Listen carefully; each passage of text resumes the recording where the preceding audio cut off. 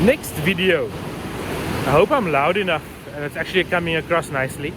I must check this out and see if it's working. So yeah, this next video I'm thinking is about my horror story for my interview, and oh my word. So I did an interview, I think it was in October, November of 2021. Yeah, so I did this interview to become a registrar. And in the build up to it, obviously there's a lot of nerves. I'm trying to remain calm. People are like hyping it up around, oh, are you ready for your interview? Are you ready for this giant interview? Good luck and everything. And then, so I then go to all the people that are registrars and I ask them, what information, what tips and advice can you give me to smash this interview? Like what can I do? So I sat down with a couple. The people are so sweet. Everyone's like phoning me and like giving me advice. I had to sit down with one of my specialists as well. She assisted me quite a bit. I'm trying to fight off a sneeze at the moment, but I'm on the beach, it's fine. What did she say? She said something about... So I spoke with them and they're like, look here, do this, say this. And I'm actually going to do a video to help people who are going to apply for the interview.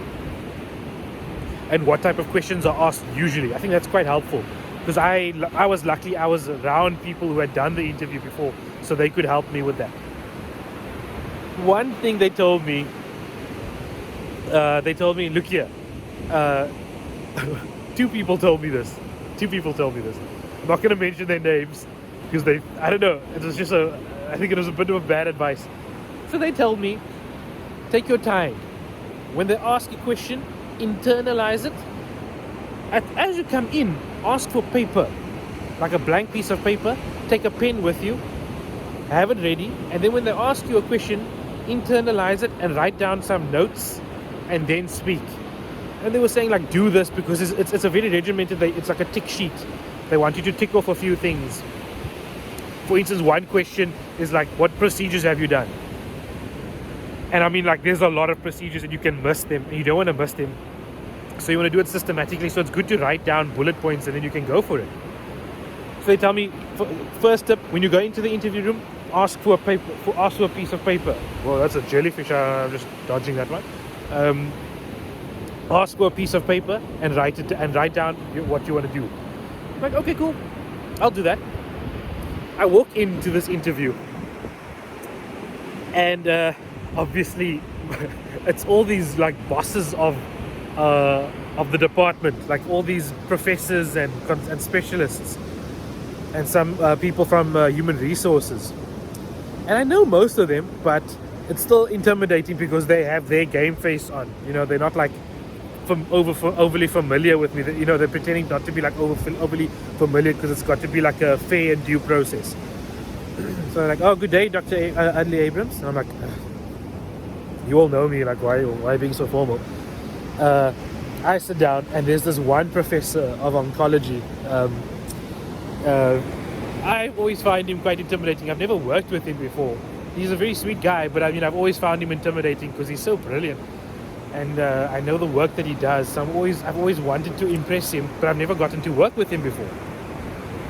So as I sit down, so the first thing I ask, like an idiot, I say, can I please get a piece of paper?